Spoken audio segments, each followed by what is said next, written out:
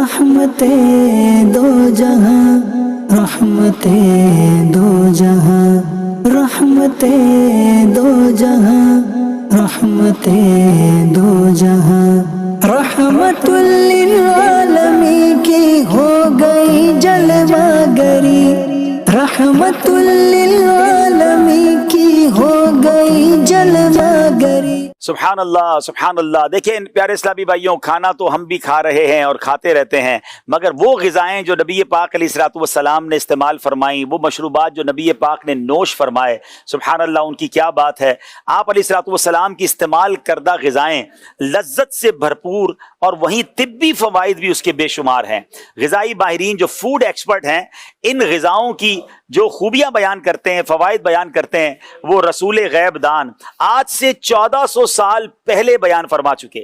آپ کی مقدس زندگی سادگی اور صبر و قناعت کا نمونہ تھی۔ سیدنا ابن عباس رضی اللہ تعالیٰ عنہما فرماتے ہیں کہ نبی پاک علیہ الصلوۃ والسلام کئی راتیں مسلسل فاقہ فرماتے۔ اللہ اکبر۔ بی بی عائشہ صدیقہ رضی اللہ تعالیٰ عنہ فرماتی ہیں 40 دن ایسے گزر جاتے کہ نبی کریم علیہ الصلوۃ والسلام کے کاشانہ اقدس میں نہ چراغ جلتا تھا اور نہ ہی چولہا جلتا تھا۔ پوچھا گیا کہ پیارے آقا علیہ الصلوۃ والسلام گزارا کیسے فرماتے؟ فرمایا 2 کالی چیزوں یعنی پانی اور کھجور پر، کبھی جو کی موٹی روٹی تو کبھی کھجور پانی، تیرا ایسا سادہ کھانا مدنی مدینے والے۔ میرے پیارے اسلامی بھائیوں، آج کل صحت کے مسائل بہت سامنے آ رہے ہیں، لوگ طرح کی بیماریوں میں مبتلا ہیں۔ اے میرے پیارے اسلامی بھائیوں، ہمیں یاد رکھنا ہے کہ صحت بہت بڑی نعمت ہے۔ لوگ کہتے ہیں جو ہے نا پیسہ ویلتھ ہے، اب تو دنیا بھی کہتی ہے ہیلتھ از ویلتھ، یعنی صحت ہی اصل دولت ہے۔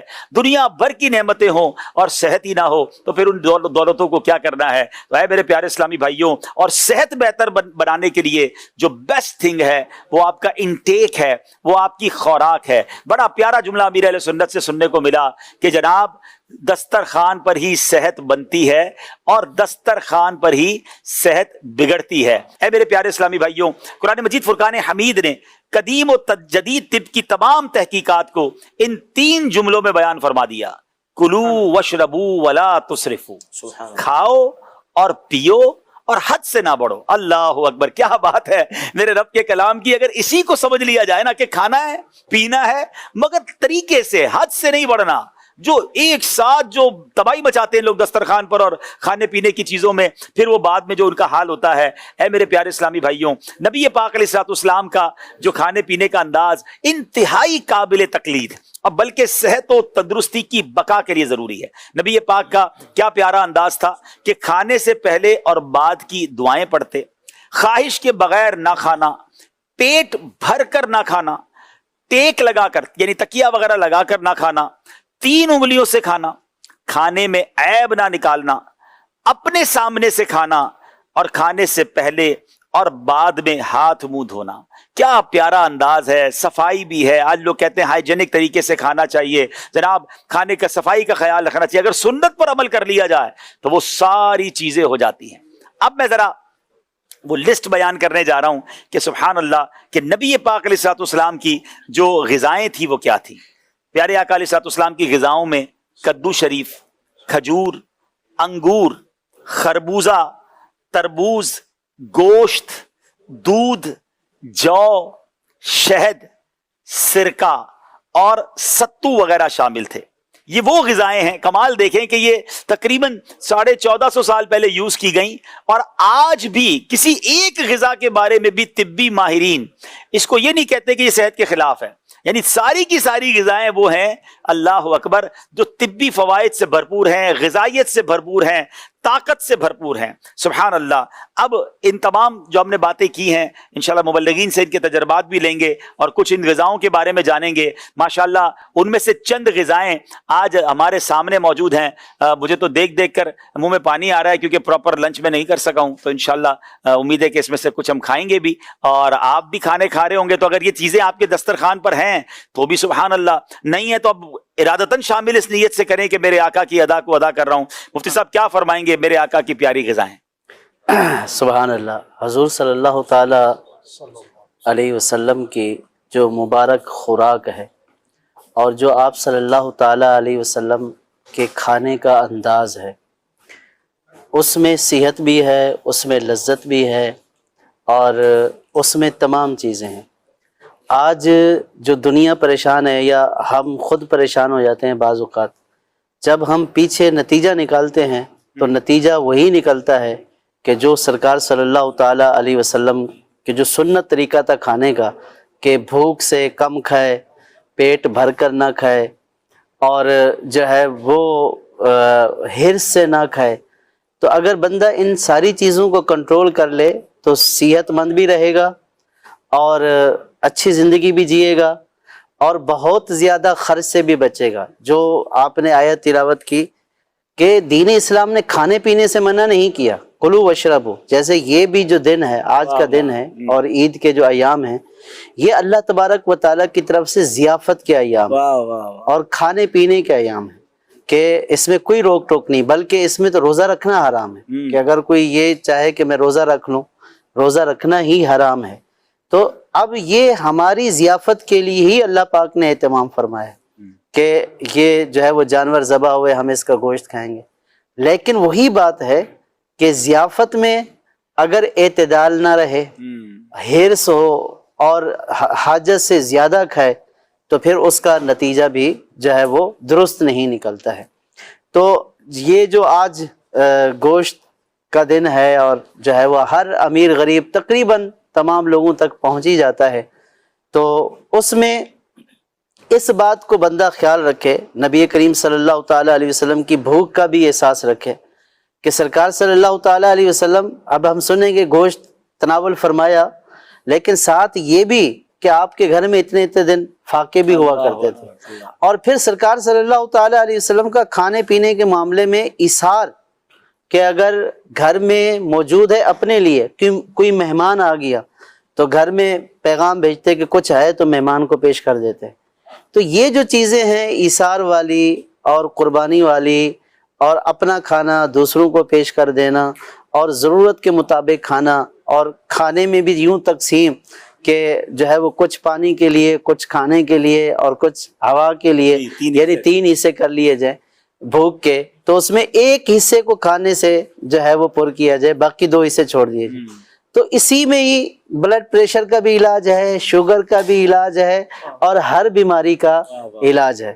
اب اگر جب ہم بیمار ہوتے ہیں ڈاکٹر کے پاس جاتے ہیں کہ آپ نے یہ چیز نہیں کھانی، یہ چیز نہیں کھانی، تو اس وقت ذہن میں آتا ہے کہ پہلے ہی اگر میں طریقے سے کھا لیتا اور ایک اعتدال اور حد کے مطابق کھا لیتا، وہ فرماتے ہیں میری مان لو ورنہ بعد میں جا کے ڈاکٹر کی ماننی پڑے گی۔ تو کئی لوگوں نے جو پرہیز شروع کی وہ پھر ڈاکٹر کی مان کر کی۔ اگر پہلے ہی سے اعتدال کے ساتھ اگر لائف گزاری جائے تو بہت خوبصورت آپ نے بات کہی ماشاءاللہ۔ کسی ایک خوراک کے بارے میں راشد بھائی کچھ بتائیں، ان میں سے کون سی چیز کے بارے کے کچھ فوائد بتائیں گے؟ اس میں جو نظر آ رہی ہے نا، وہ جو چمکتی چیز، وہ تو ہے تربوز۔ کیا بات، بیوٹیفل۔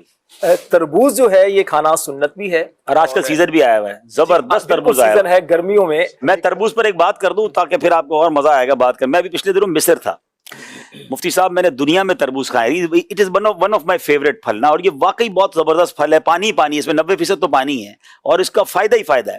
لیکن میں نے پوری دنیا میں تربوز کھائے، مگر جو مصر کا تربوز تھا، یعنی مجھے یقین نہیں ہوتا تھا کہ یہ تربوز ہے یا اس میں کوئی مٹھاس ملائی گئی ہے۔ اور میرا ایسا حال ہو گیا کہ وہاں پر جو ہے نا، جب تربوز اتنا کھایا نا، تو میں نے سوچا میں گھر والوں کے لیے تربوز ہی تحفے میں لے کر آ جاتا ہوں۔ تو میں تربوز لینے بھی گیا تو مجھے کسی نے کہا حاجی صاحب یہ آپ جہاز میں لے کے جائیں گے، وہ جہاز میں بیگ پھینکتے ہیں، تربوز کے پرخچے اڑیں گے، آپ کے سارے کپڑے بھی خراب ہو جائیں، یعنی اتنا کمال کا تربوز، بیسٹ، جذبہ تو بیدار بہت، بالکل مزہ آ گیا۔ تو تربوز میں تو، اچھا میں آپ کو ایک اور، چلیں شاید کسی کے چہرے پہ مسکراہٹ آ جائے۔ اب میں ابھی ساؤتھ افریقہ گیا تھا، تو میں اب کیا لایا ہوں گا میں ساؤتھ افریقہ سے، لوگ لاتے ہیں نا اپنے بچوں کے لیے، میں شاید 20 کلو موسمبی اور گرے فروٹ لے کر آیا، اچھا صرف میں فروٹ لے کر آیا کیونکہ وہاں بہت اچھا فروٹ ملتا ہے۔ اچھا پھر ساؤتھ افریقہ چونکہ میں گیا تھا تو ہوا یہ کہ پاکستان میں گرمی ہے، وہاں سردی ہے، تو سردیوں کے پھل ان دنوں میں کہاں ملیں گے پاکستان میں، سب موسمبی تو نہیں ہے نا اس وقت، تو میں کل تک الحمدللہ موسمبی کھاتا رہا، اتنی ساری لے آیا تھا۔ تو فروٹ سے محبت بھی ہونی چاہیے، اور پھر سبحان اللہ تربوز کی تو کیا بات ہے۔ تربوز میں جس طرح آپ نے فرمایا، واقعی 92% اس میں حکما فرماتے ہیں اس میں پانی ہے، ٹھیک ہے۔ اور تربوز کھانے کے ویسے تو بہت سارے فوائد ہیں، لیکن میں سب سے پہلے یہ عرض کروں گا کہ رسول پاک علیہ الصلوۃ والسلام کا تربوز کھانے کا مبارک انداز کیا، واہ واہ واہ، بیوٹیفل۔ کیونکہ ہمارا ایک آج موضوع یہی ہے، پیارے آقا علیہ الصلوۃ والسلام کی مبارک غذائیں۔ ایک تو امام ابو نعیم اصفہانی رحمۃ اللہ علیہ فرماتے ہیں کہ کریم آقا علیہ الصلوۃ والسلام کو پھلوں میں کھجور اور تربوز سب سے زیادہ پسند تھا. سبحان اللہ. پھر پیارے آقا علیہ الصلوۃ والسلام کا کھجور بھی نظر آ رہی ہے، تربوز بھی نظر آ رہا ہے، دونوں کو کھانے کا انداز یہ ہوا کرتا تھا. سیدہ عائشہ صدیقہ طیبہ طاہرہ رضی اللہ تعالیٰ عنہ فرماتی ہیں کہ کریم آقا علیہ الصلوۃ والسلام کھجور اور تربوز دونوں کو ملا کر کھاتے. اور اس کی وجہ کیا فرماتے کہ کھجور کی گرمی کو، ہم کھجور کی گرمی کو تربوز کی جو سردی ہے ایک طرح اس کو توڑتے ہیں، اور تربوز کی سردی کو کھجور کی گرمی سے، یعنی علماء نے فرمایا اس کی وجہ یہ کہ دونوں کو اکٹھا کرنے سے معتدل ایک وہ چیز بن جاتی ہے. تو اس سے فوائد ہیں کہ تربوز کھانے کا پیارے آقا علیہ السلام نے جو فرمایا کہ کھانے سے پہلے کھایا جائے. عموماً ہمارے ہاں کیا ہوتا ہے کہ کھانا کھانے کے بعد پھلوں کو کھایا جاتا ہے، لیکن آقا علیہ الصلوۃ والسلام کا فرمان اس میں یہ ہے کہ تربوز کو پہلے کھایا جائے.